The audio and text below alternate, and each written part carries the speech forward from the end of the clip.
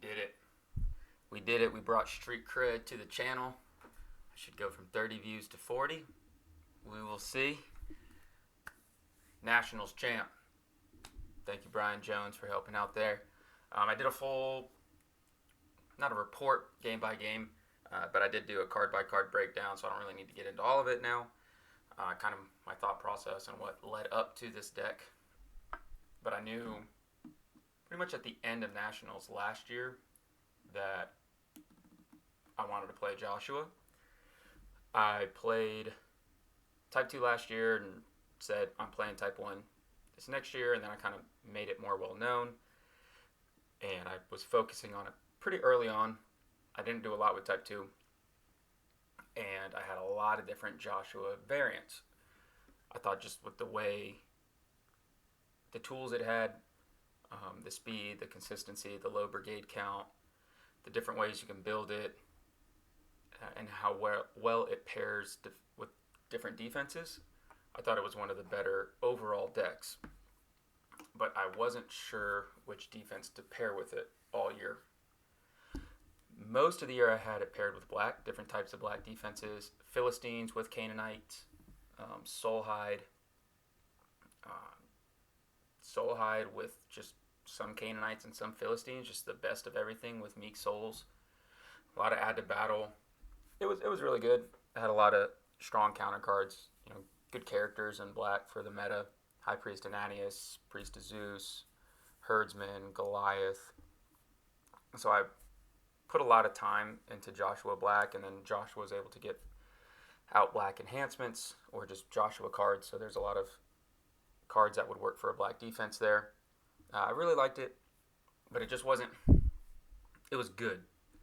It wasn't Nationals winning in my mind. It didn't mess with the opponent enough. It was just a very strong, fair, balanced deck, and I needed to do a little bit more than that.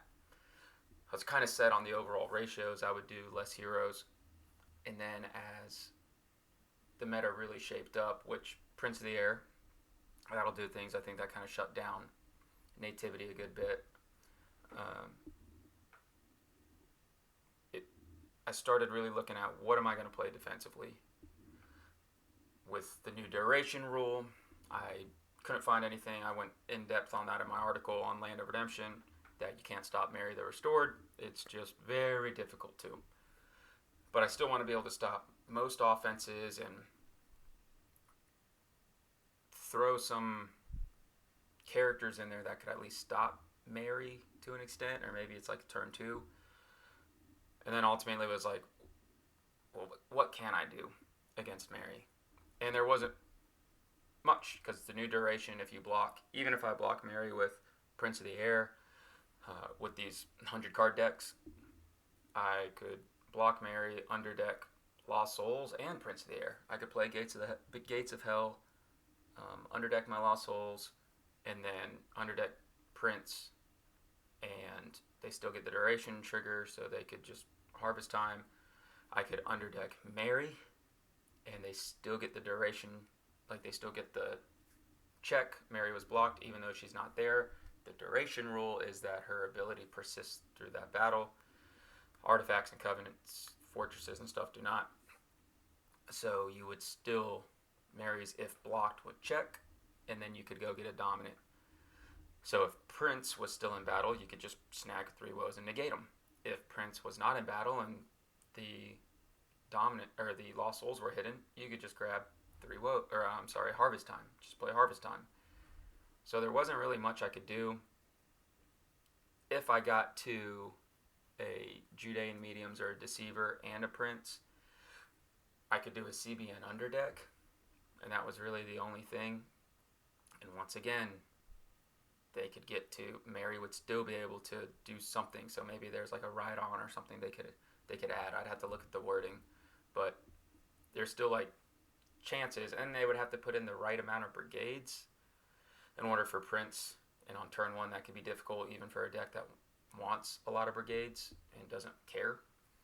So ultimately I said, you know what? You can't block this thing. Let's just play undesirables. That was kind of the realization I had a few weeks beforehand. I played Derek Toronto's son, Braden, um, and he was playing with. We played online, and he was playing with just green and Moabites, I believe, and just ripped through my deck.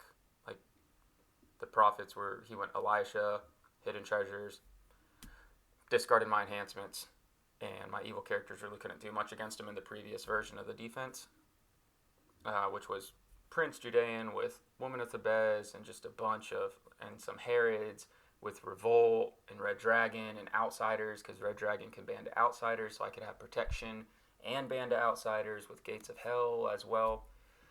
And it was really good.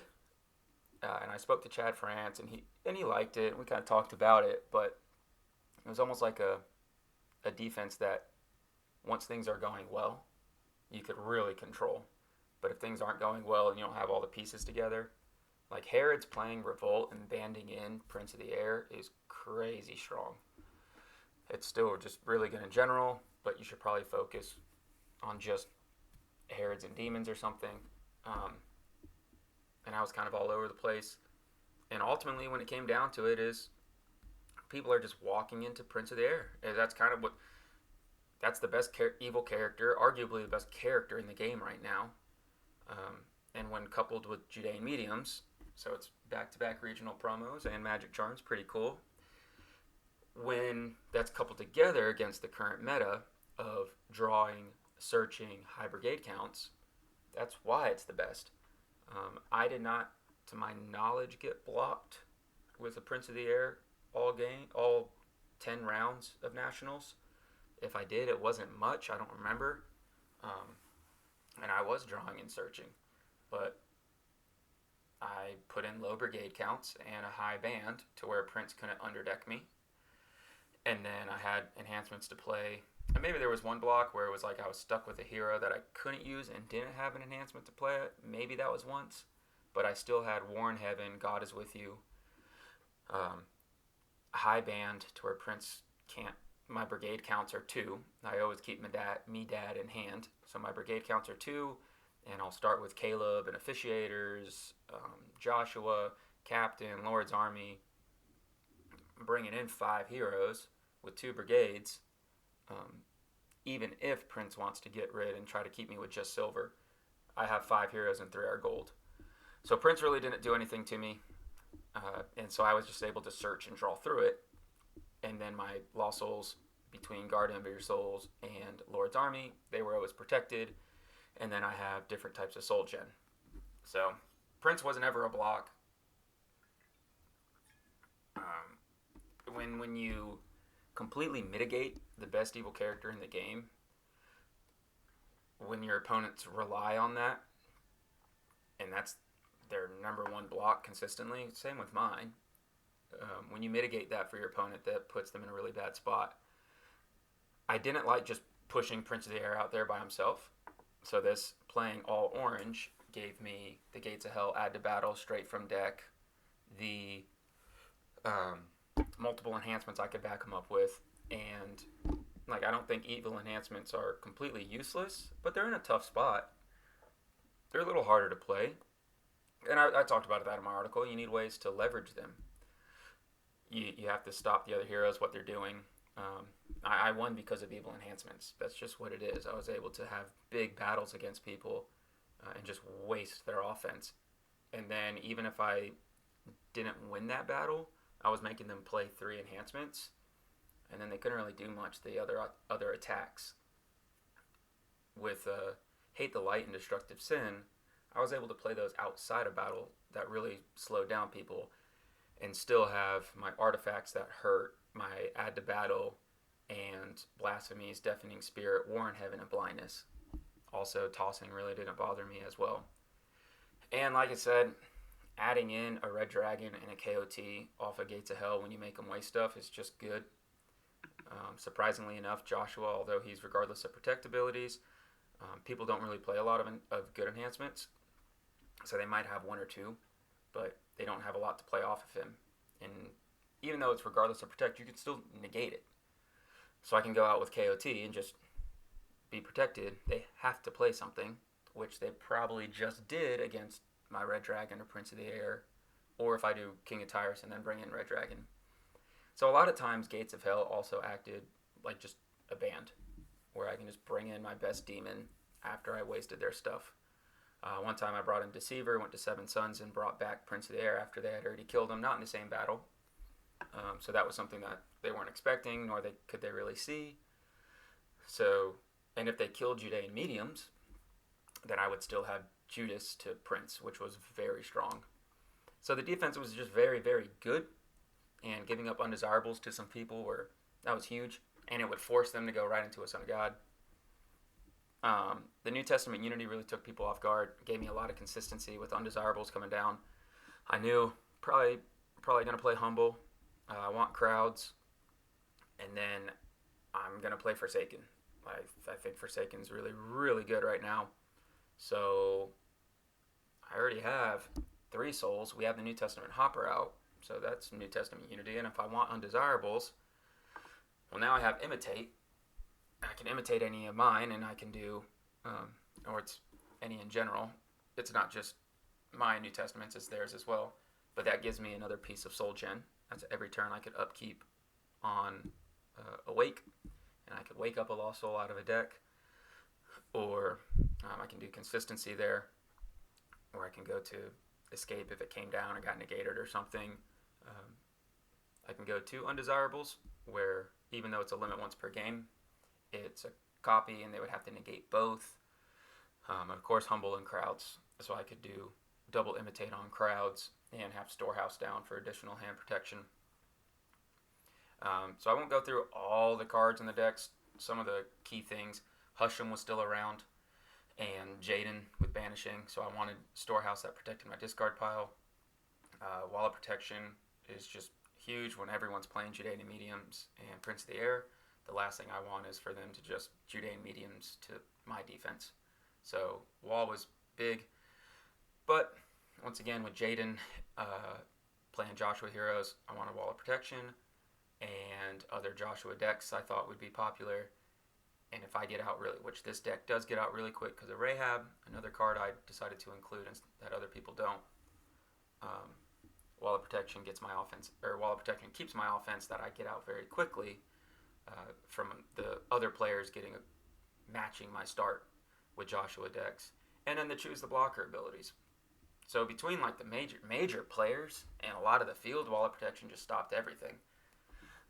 Promised Land, obvious. Gates of Hell I talked about. Warren Heaven gives me another enhancement from a toss ability perspective. Like if they come in with a John the Fisherman, well, I have 6 evil enhancements I can toss. 7 if Judean Mediums is in battle, and I have Confusion of Mind. So I have things I can toss and then just go right into battle. Well, when you're protected, when you restrict DOMs, when you have Forsaken out to negate banned abilities, and you get through their toss, you actually can start fighting these bans. If Confusion of Mind is up and their hero abilities are negated and they have Forsaken down, that doesn't even include Hate the Light. There was a lot of times offenses just, they couldn't do anything. Hate the Light, their heroes are negated, abilities negate their banding. It was just too much for them to overdo, and then you layer that with Prince of the Air, Red Dragon, KOT. They weren't really doing much. Those are really strong evil characters, and when you give them an add to battle, a bunch of negates, negating heroes can't ban in multiple ways. They can't do good draw abilities. It's just a lot. Crown of Thorns really messed up people. The negate heroes and good enhancements in opponents' territories. This is Clay, Nativity, and Joshua. Just gold in general. Being able to negate Teaching of Parables, Lost Child Found, turning off negate neutrals, having it CBP. It was just another card I could always keep up, and it gave me an extra slot that I could go to with Confusion of Mind and Crown. It gave me additional odds to where if I draw into Confusion of Mind early, like I drew into Confusion of Mind early against Tim, and I was like, I don't know if he didn't have Bethlehem Stable. I didn't know if I wanted to activate it. He had Delivered in his hand, so not that it was a free discard one, but he had one enhancement that he could just discard Delivered, And then he really just had to discard one good enhancement, and Confusion of Mind was gone. But I still had Crown of Thorns. Even though I lost that game, like I still had something else in my deck.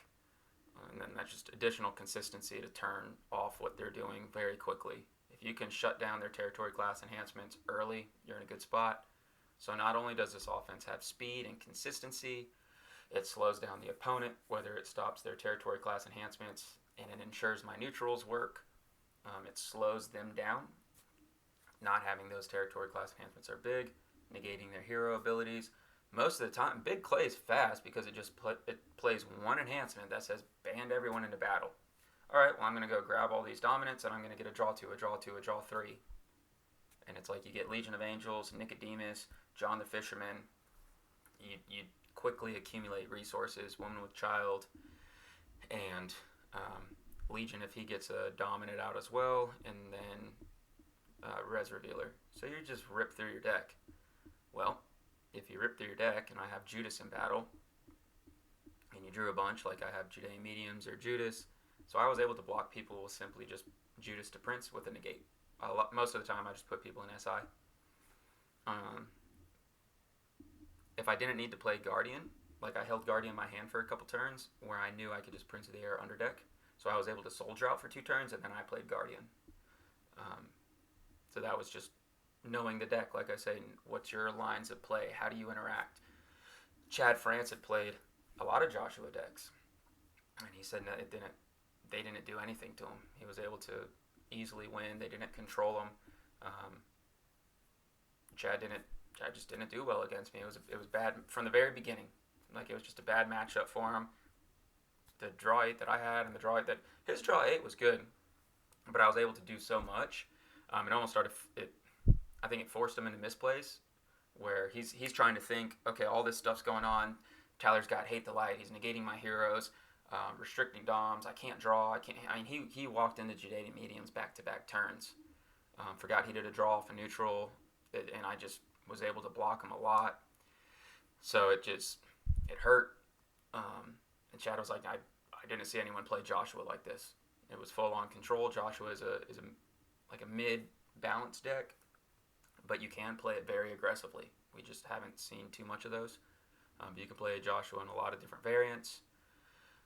You can just strip away some of it and play with just a few of the heroes, like Jaden does, or you could play it with other wilderness stuff as well. And there's a lot of ways to play it. So I still think we haven't really explored that offense, and honestly, I don't think we will, because Daniel's out. So,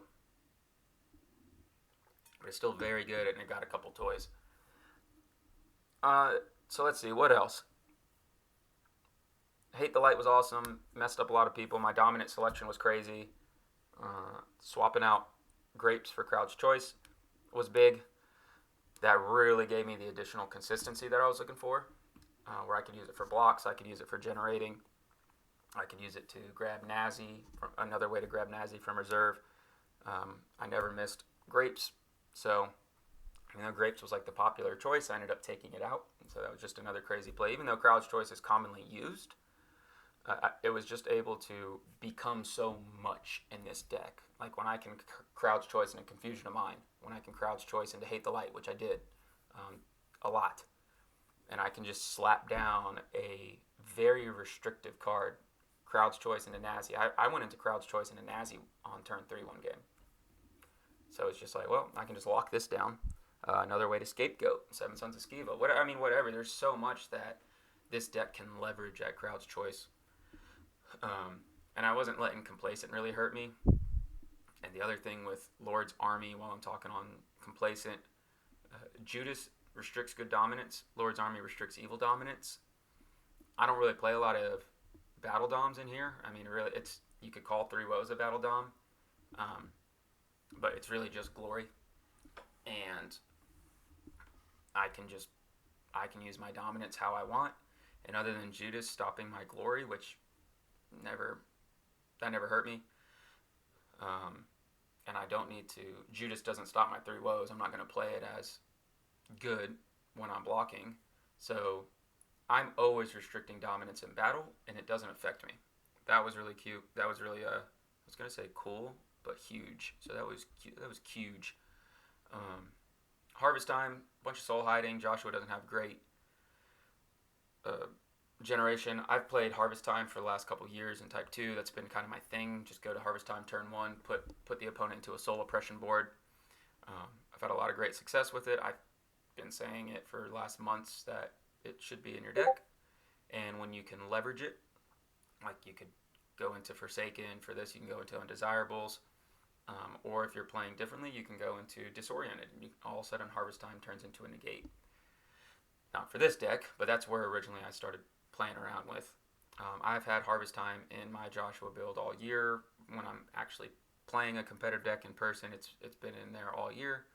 And then just more and more soul hiding, especially with Prince. You should not be droughted at Nats. You can't afford it. Guardian, it's funny that Tim and I were talking at the end, and he had a great Nat, so I was just talking to him, sitting down, going over things. Like, I tend to put a lot of pressure on myself at a lot of different nationals, and when my expectations are so high, I would take away from the fact that I still had a really successful nationals because I placed really high expectations on myself. So Tim and I were just kind of going over that, and that kind of led into my dominant selection. And he was like, one Battle Dom. If you told me last year that the winning deck would have Harvest Time and Guardian, he was like, that would blow my mind. But as I respect Big Clay, I respect Whittle Clay, and then you add on top of that all the soul hiding, especially with Prince and Women of the Bez. Yep, Guardian stays all day. Amazing Faith can get it. And it's just a fast deck in general. Against Brian, I just had it right off the rip. It was turn 1, but this is a 51 card deck. 8 Lost Souls, Hopper. So it's really a 43 card deck. And you have ways to play a Lost Soul out, and then it's just really fast and consistent. I've been saying I do think Joshua is the fastest offense. It does not rely on playing a mass bander. It does not rely on looking at the opponent's hand to draw. And this isn't even the most consistent version. You could add another weapon with Buckler. I say another weapon with Buckler because if I play Buckler, I would want another weapon, but you can bring in, I was really wanting Buckler for, instead of Crowd's Choice, I was going to do Buckler, and then I also wanted Captive Sword in the main deck, which would be crazy, but I can just get a hand look and paralyze your Prince or whatever. Then I wanted 20 shekels, and it was getting to be too much. So all that came out. But the whole point being, you can bring in your Clay Priest for Book, New Covenant, Aimless could be in here, Buckler can be in here, and all of a sudden you can just pop out a whole Captain Band, turn 1, end it with a Rahab, and you have 5 heroes next turn. Like, it's just, this deck is so fast and so consistent, which is extremely important, arguably the most important aspect when you're playing 10 rounds of Swiss. How consistent is your deck? You do need defense. You're playing 10 rounds, something's going to go wrong. Even with all this defense in here against Tim, I completely whiffed. I whiffed on all defense. I had a Judas. So that'll happen. You just want to mitigate those chances. So yeah, I went New Testament Unity, Guardian of Your Souls, Harvest Time, just one Battle Dom, took out Grapes, which everyone was jamming into their deck. I took it out. No Clay Heroes for Book of the Covenant. Oh, well, that you're losing your consistency. If I got Book turn 1, I'm happy. Sure, I have one less card in my starting hand, but that means turn 2, I'm Covenant with Philistia into the Serpent into an additional draw. Like right in turn 2, if I can get Serpent or Scapegoat if I needed and get that extra draw too. There was a lot, and then that next turn, I get a draw 1 off Book. I can search again to like You Will Remain or Cove Prayer. I can Cove Philistia for my other animal. So I'm getting a draw 1, a search, and a draw 1 off the upkeep of Book, a search off a Book, like I'm getting a Covenant. Covenant with Philistia is getting a search for an animal, and then a draw 2. So I'm getting a +3 turn 2 and a +5 turn 3. And then when I slap Nazi down, I still get the +3. So I can slap Nazi down and draw 3 with Cub Philistia. No, that doesn't work with Nazi. But I'm still getting the draw in the storehouse. No, I'm not. I don't know what I'm saying. I don't know my deck anymore. Nationals was so long ago. I would be able to still search and then put down Nazi. And then that next upkeep, I still get the little draw. So you're wanting to generate value, which your offense does anyway. That's my point. Okay, so we went over War in Heaven. We went over forts. I said I wasn't going to go over every card. I'm going over every card.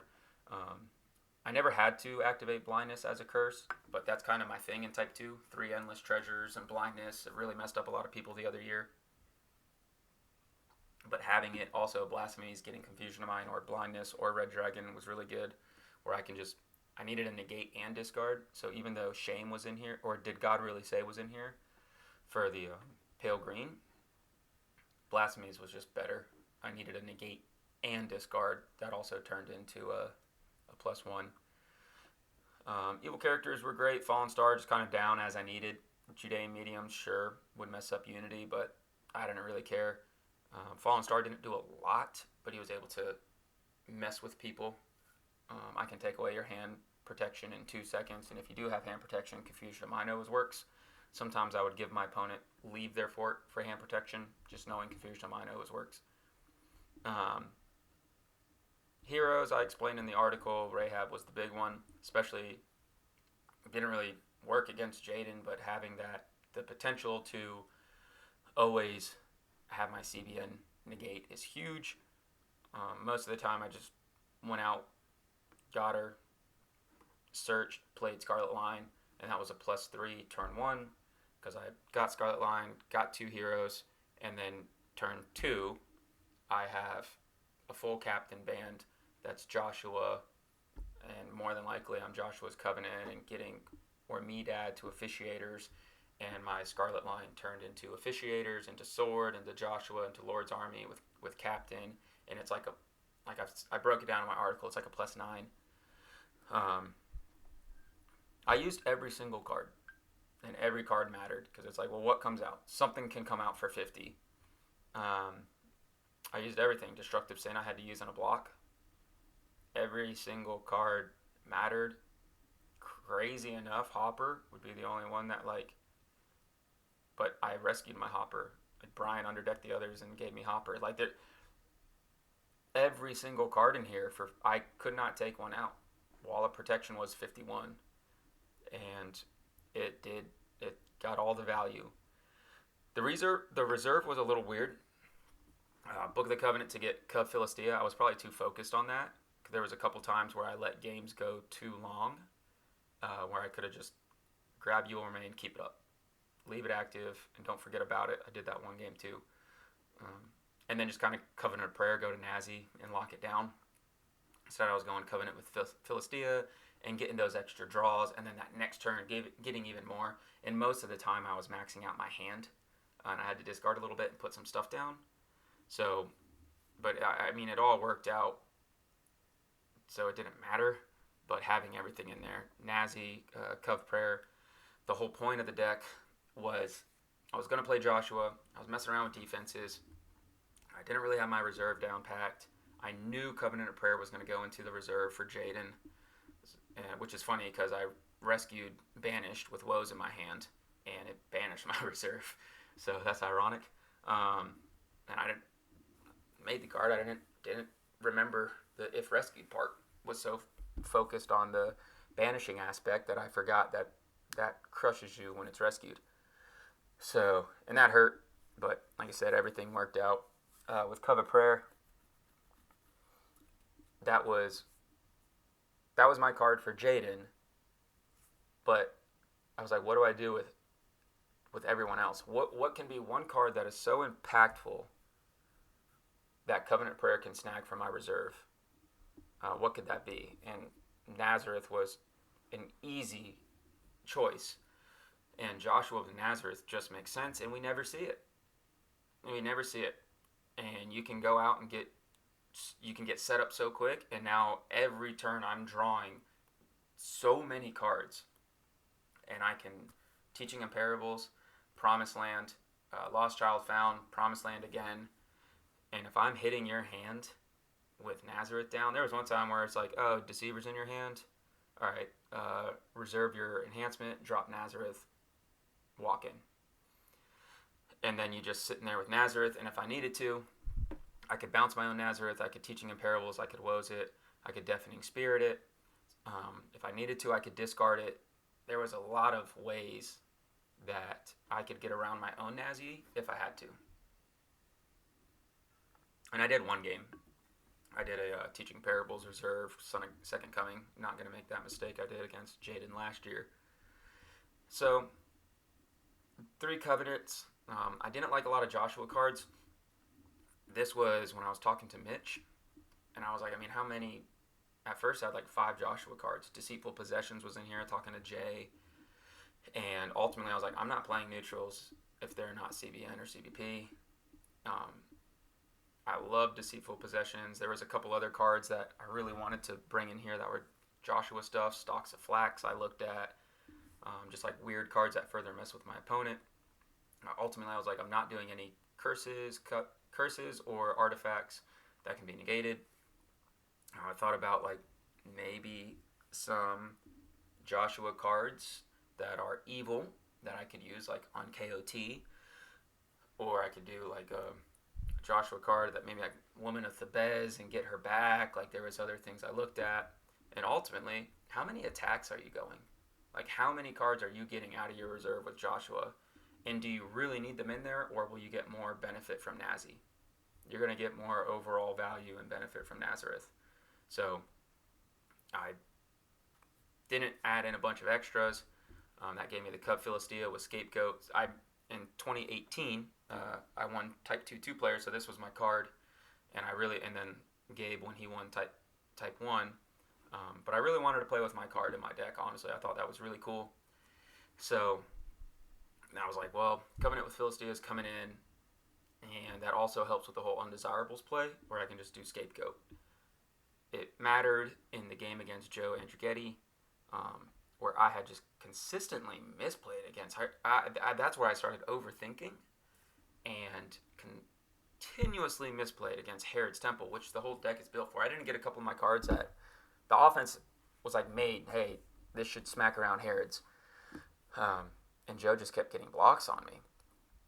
And I just continuously didn't negate Herod's Temple. I was trying to discard it or take it, and then he was just able to negate it. And I knew that. So I just had to Covenant with Philistia on the last round. John early came over, and I had just done Storehouse upkeep. And I had Covenant with Philistia, so I still could have activated it and gone to Scapegoat. But I had already done my Storehouse upkeep. And John came over and said last round, and I literally took something with Storehouse, and I said, hey, I get it. I already took a card from Storehouse. However, like I have a card in here that's made for last round that I would have taken with Storehouse. It's my job as well to look at the clock. The clock's behind me, and I'm going into my turn.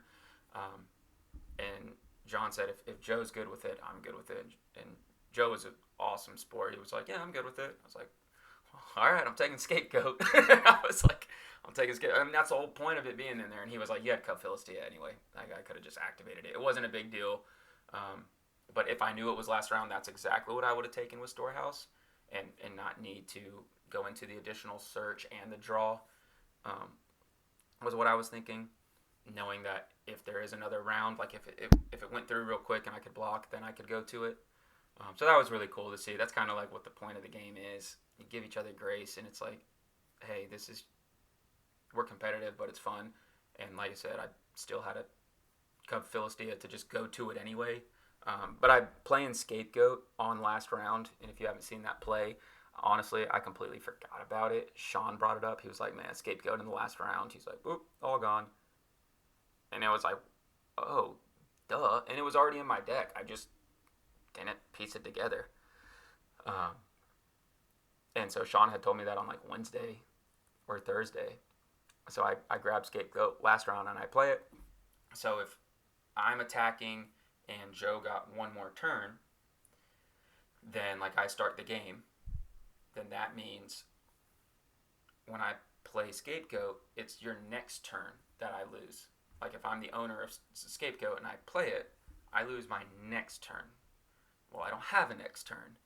And Joe, or your opponent, loses their next turn, which is their last attack. So it's pretty much the whole reason Morning Leap got banned. It still works with Scapegoat in the last round. I do think more people will play Scapegoat. We just spoiled First Animals in the Discord under spoiler channel.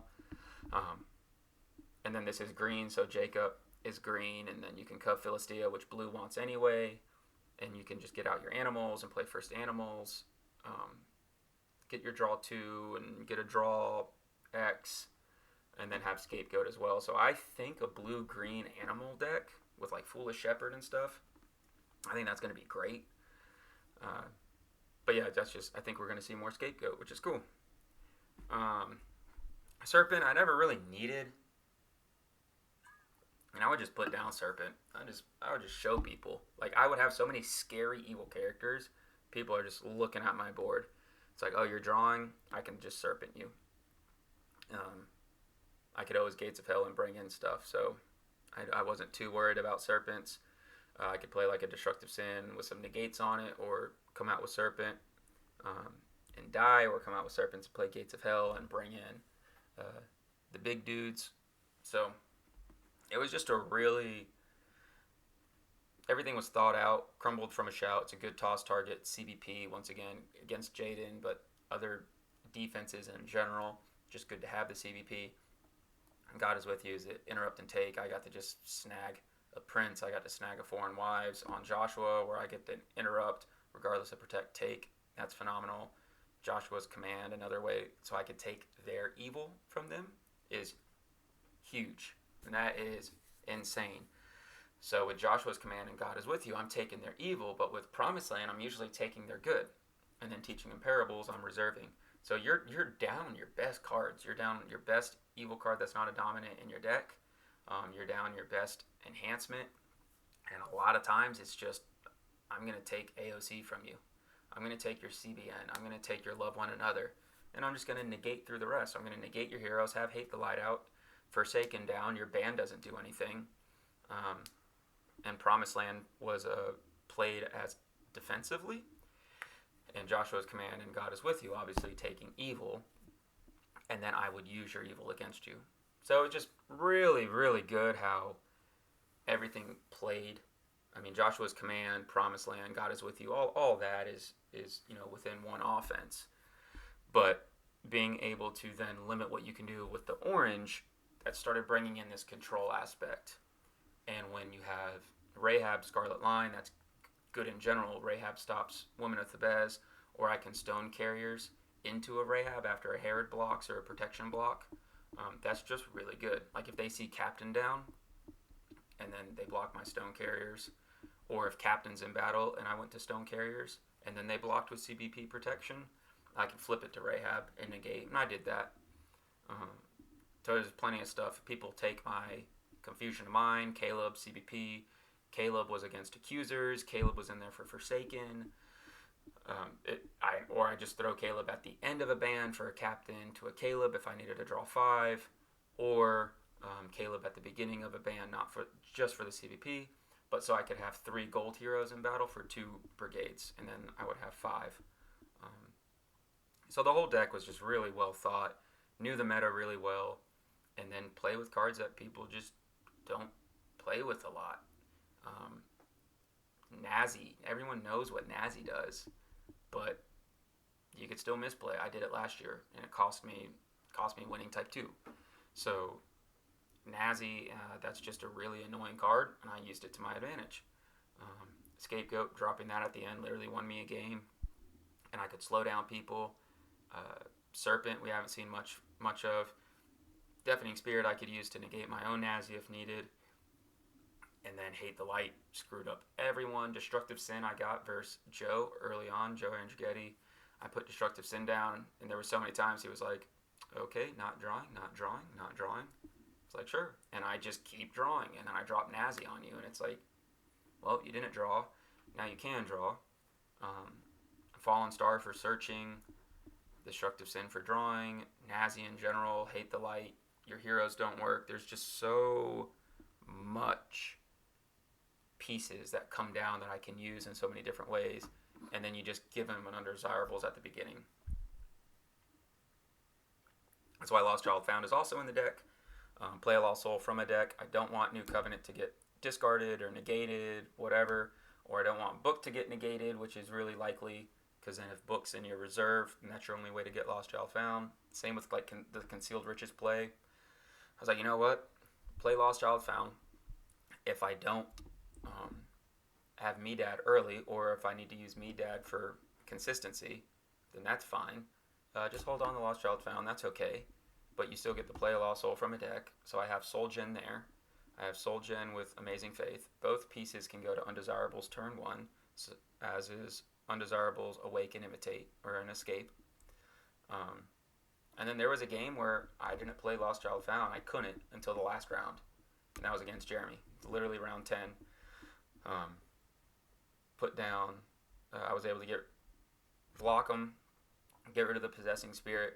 I put down Promised Land, I put down Medad, I played Lost Child Found, I put down Promised Land, and I was able to walk in.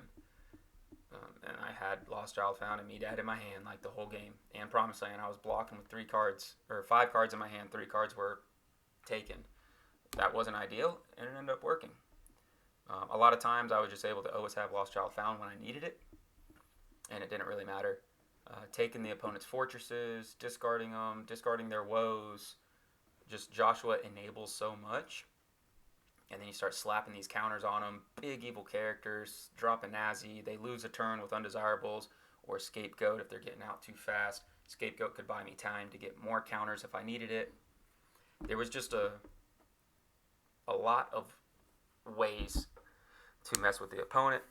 I made a comment a while back, and Josh P. and I talked about it, where I'm not playing cards to hope my opponent misplays, but playing cards to where they just don't know. I have always talked about that is a huge advantage. If you're playing an offense, I mean, look at how Nathan Boyd did. And Micah Rex, Micah should be top 10, top 5 next year.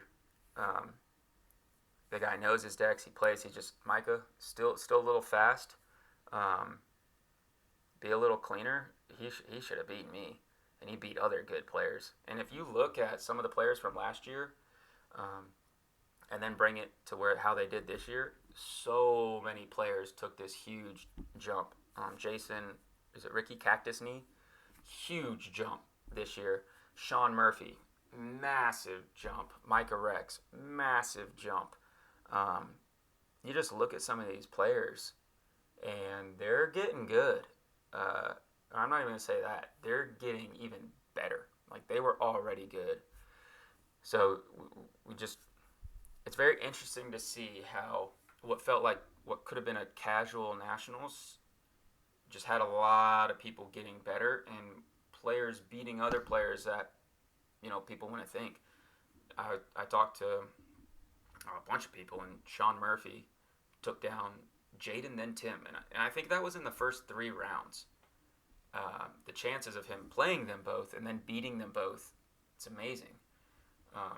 And we were sitting down, and I was just like, I don't know of anyone that would want to play Jaden and Tim back to back. I don't know anyone that could beat them back to back, especially that early on too. Like, that's incredible. And Jaden was my time loss, and that one's on stream. And Tim, I lost 5-4 against Tim. Those were my losses, 5-4 and 3-2. Sean beat them both. So there's something Chad. If you look at Chad Franz last year and then this year, if he beat Tim in the last round, and he had one slow game against Kurt, where he knows got to pick it up, call over a judge if you're playing. And I know we don't like to do that. Don't like to call a judge over. Kurt's a great player. People will start remembering or knowing who Kurt is. But like if it's just, hey, it's been a while since I played in person, or I like to think a little bit more, that's fine, but we still have to have time rules for a reason, and it's not being a jerk. Hey, we gotta keep the game moving. And against Jeremy in the very last round, I was like, hey, I get it. This is the last round. I'm gonna be extremely gracious with how much time you get. But what happens when your turn is 7 to 9 minutes before battle phase, and then it's my turn, and now the judge is I'm on the clock. Well, I was nice, and you had all this time. So we want to make sure that even though it's like a tough situation of I don't want to call a judge over, that's fine, but that's kind of stuff what happens. Um, Usually I'm the time guy and Gabe as well, and I was playing Type 1 this year. And Gabe had some really important stuff come up. I hate that he had to miss it. He hates that he has to miss it or miss nationals. But those are our two time guys, me and Gabe. So we're big on that. And I'll be playing. I will be. I'm not playing Type 1 next year. So I'll be back on the clock. You know, sorry, putting pressure on people. So I was really impressed with the field, the level of play from so many players, the growth of players. Um, Top three, like I won with 51 cards. Sean Murphy got second with 57, and Brian Jones with 100. That's awesome. Brian Jones is now beat my record of largest deck for top three, and Sean is youngest top three ever. So really cool. Um, I love seeing that, and not having a 50 card, having that 51 card deck win. That's really funny because there's always the debate 50 versus 51. Like, what's that extra card? What can you take out? Even looking at it now, I couldn't take out anything. So I wanted to do a review and just kind of bring everything in. I guess the last part I didn't really talk about is why Joshua, why a few of these cards, especially when Prince of the Air came out, I dropped the Clay Priests, bring my brigades down, and when I saw all these defenses, it was because there was a couple Joshua decks this year that I didn't use Lord's Army, and I used it all at the beginning, and then I just didn't see Evil Doms, and I didn't see a lot of Lost Soul stuff, and then as Woman of Thebes became more and more popular, I was auto-include Lord's Army, and then Prince came out, and Tim really pushed the meta, Jake as well, but Jake getting busy, and then Tim just taking it stride for stride with all these Evil Doms. You know, you have 14 Dom slots and 100 cards, and you got 7 Evil Dominants. You can't let them do that. So you got to stop their Balaams, stop their Dominants, protect Lost Souls. Joshua was just set up way too well. Promised Land being able to take their AOC or their really strong Battle Winners, Ascension, slap Forsaken down, get through their negate neutrals. It all just kind of came together for this offense, and then what the defense could stop. So it was kind of easy for me to piece everything together up front, and then I had to start, okay, what this meta, I kept saying this meta is the most easily telegraphed. Jaden's been on Banishing Act. Brian's been on Big Clay, Soulhide, but he went a little bit more Herod's, and Tim has been on Big Clay, Herod, Prince. We kind of know some Joshua decks. So we just kind of knew what would be out there and how people would block. So for me, it was easy. Okay, stop Prince of the Air, have mass Soul Gen, and stop Evil Dominance, and then stop their heroes. And if you can't stop their heroes, give them undesirables, have Scapegoat until you start getting your pieces out to negate their heroes, get out from under neutrals, hate the light, confusion of mind, all that stuff. So for me, it was just really easy to see how the field would be and then make the right calls. But I put in a lot of time. I wasn't able to play. The Nationals was my first tournament since Nationals last year. I got one game in with Joe Schaefer, and Dario ended up using his deck, who did awesome with it. Dario, another one, big jump. And he did that with a deck that he wasn't even sure which he was going to play the night before. But I got one game in with Joe in person, and then I played Braden, again, following up after he whooped me, and I changed my defense. So I was on this deck exactly minus like a few cards that I kept swapping in and out, I was on this deck for 3 weeks. But I was on the overall deck minus like going straight orange for a couple months. And then I kind of knew I would have Harvest Time and Joshua for all year. It was just what other pieces would I put in. So I knew the deck really well, but I was confident in it. And once I got my butt kicked, like, what did I learn from losing? The art of losing.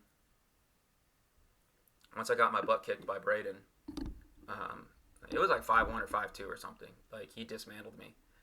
Once I got, why did I lose? How did I lose? How do I stop that? How do I make a defense that stops the meta and anyone else? So, getting my butt kicked in that fashion made me change, rethink, and I brought in this defense, and then I followed up. Okay, let's play. So we played 2 more games, and I was able to get everything out. The first game we were playing, and I got everything. I mean, it was crazy how much I got out that quick. And then his lackey side crashed, so we played another, and it was the same thing. So I became really confident, and then I would load up everyone's decks. I loaded up Chad's. I put in Purple Heart. I put in Jaden's Banishing Act. I put in both versions of Big Clay, and I put in like one of Jay's versions of Joshua, and I put them on Lackey, and then I physically played with my cards in front of me, and I would pilot both, and I would give all the like misplays. I'd go back and redo it in favor of my opponent, and then I would not be able to do anything. I gave all the optimal plays to my opponent, and my opponent always decided who went first. There's also times where I would just put down a negate neutrals turn 1, or I would change my hand to get to the best hands possible. A couple times where I would watch Tim's game versus Jake, and I would make decisions like based on what I saw from Tim and based on what Jake played, as if I was playing for Jake, and what decisions I would have done and how that could have potentially impacted things. Whenever Tim played, I forgot who else, but one of his videos, I loaded up, or I was playing my deck, and I would pause it when he attacks. And yes, I know that's not great practice, but I was trying to see what he had and how I would block it. So I got in a ton of simulations, so much so that I was probably not able off the top of my head to make a Big Clay, but I got to the point where I could probably put together a very close version from memory of Big Clay.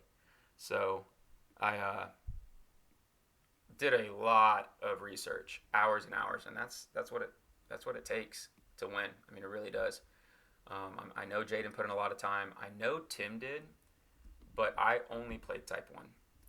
Tim was playing Type 2 and teams. Him and Jaden won teams. He got second in Type 2, and I think he was like a misplay. I think he had one bad misplay. Tim will talk about it, I'm sure. But I think there was a misplay for him. I don't know what happened with his other loss, so I'd be very interested in like his report and how things went. I mean, you're one game away from winning nationals and back-to-back winning Type 1. That's crazy. So he got a first, almost won Type 1, and got a second. And he put in more work than anyone, but I put in more focused work, and no one knew what I had. So he had work on everything, almost swept. And I put in work on just one deck, one format, while knowing what everyone else was playing. And then I was able to just play a control deck that's very balanced with really the same amount of defense as offense, like pretty much a straight balanced deck.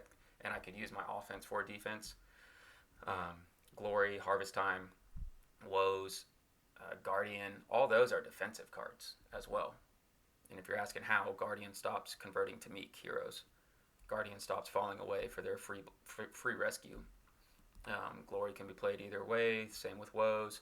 Harvest Time, I could go into a Forsaken to negate their band after battle, or negate their band in battle, that's CBP, and then I can Prince of Air. And then I could also do like harvest time into undesirables and just give them undesirables.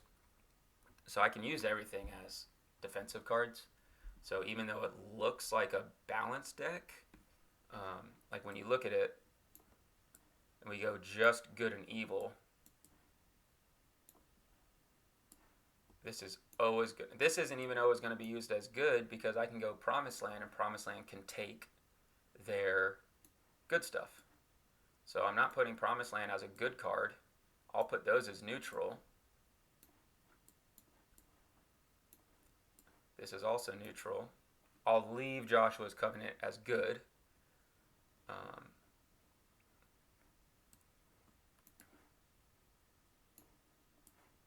And then I'm just splitting it up. Good and evil. Second Coming is pretty much always good. I'll leave the Lost Souls alone. But when I look at this list, we'll try to make it even. When I look at this list and I really break it down by good, evil, and then other, Wall of Protection, absolutely. I stop their stuff. I stop the choosing. Storehouse, what I can get from there, and Promised Land, what I take. Book of the Covenant to snag Cuv Philistia and to snag Cuv Prayer to go to Nazi. Nazi's not even a good card. Like, that is nasty. So it's really 3 good cards in my reserve and then 3 evil cards in my reserve. And my Covenant of Philistia is a good card that gets my evil cards. So when you look at the deck and you break it down, I mean, that's 1 good card more than my evil. And most of the time I'm playing that as evil because of just purely from a ratio perspective. So it's just very balanced deck. Probably would not have been the pick up front. Joe Schaefer was like, you have a very good shot. Chad liked my shot. I liked it. I felt like I really did well on research and put together a very balanced deck that would mess with players. And I'll say right now, a lot of players, they're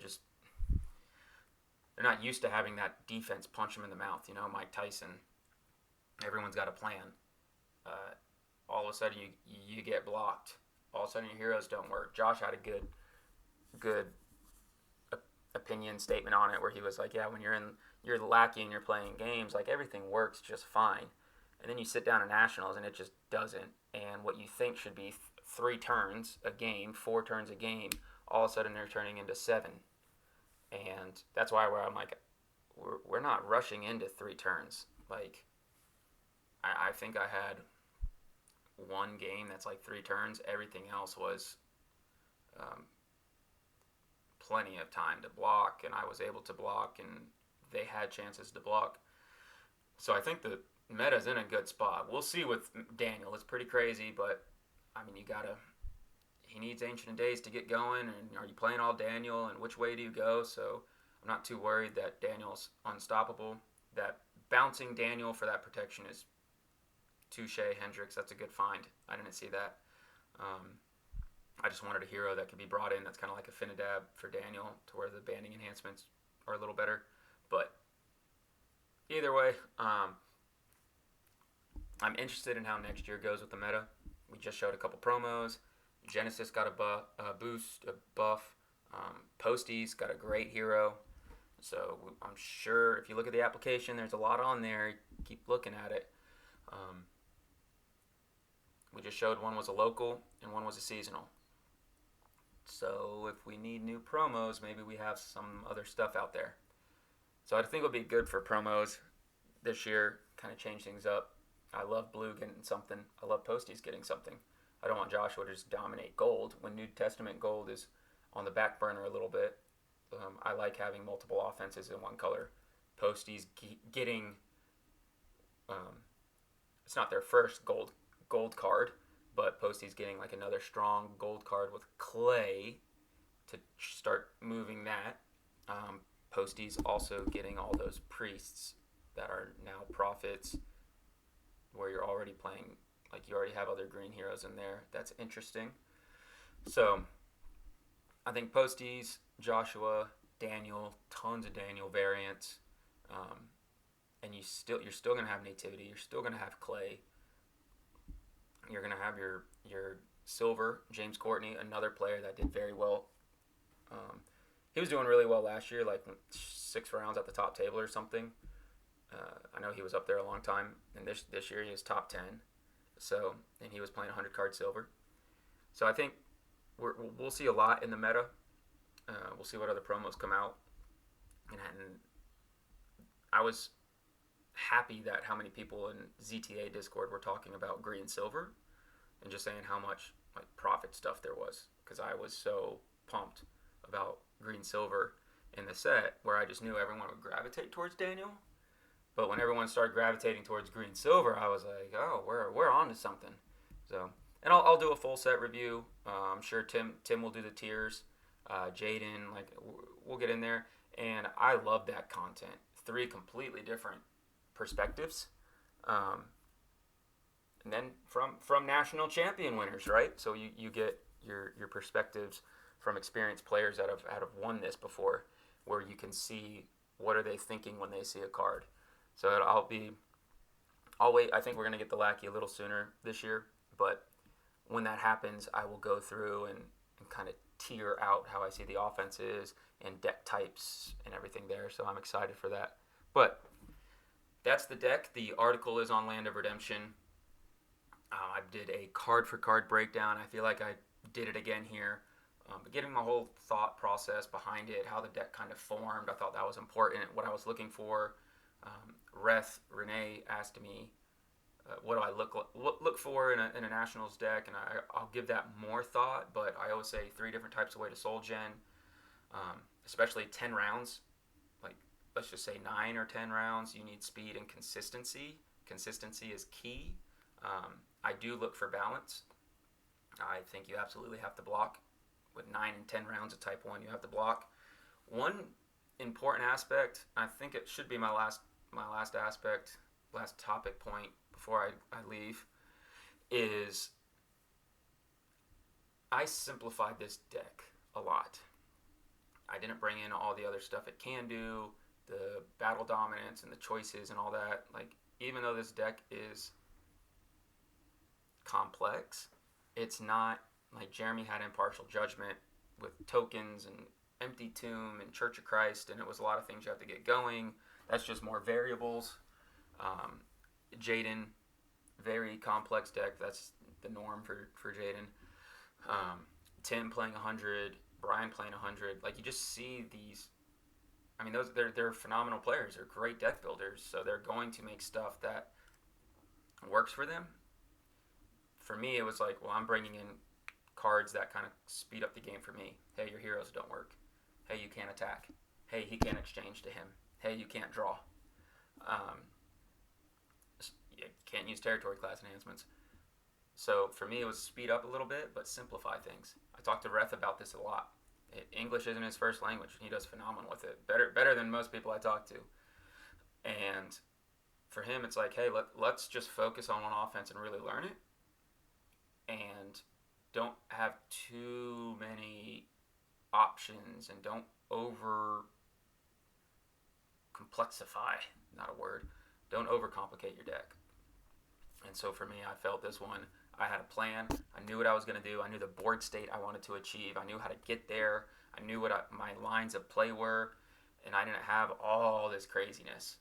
I'm not saying the craziness isn't wrong. It's good. I like craziness in some offenses, and I like deck building craziness in the other. Joshua and Daniel, you'll see more of the deck building craziness. What choices do you play? And then it's a little cleaner up front. Green and silver deck building, but they have a lot of choices you can make while you're playing. So it's just different ways to play the game and deck build, and I try to incorporate all that in the card design. So, yeah, I don't think I'm playing Type 1 next year. Pretty sure I'm going to be judging, be back on the clock. I like doing that. I kind of wanted to just, what could I achieve in Type 1 when I set that as my goal. So I was very happy with the results, obviously, but so many people that I thanked in the article, and that it was just such a good time. I think that's everything. If you got any questions on the deck, Discord me. You can comment here, whichever. If I saw you at Nationals, I hope we got to talk. I tried to talk to as many people as I could. hopefully, God willing, see you next year.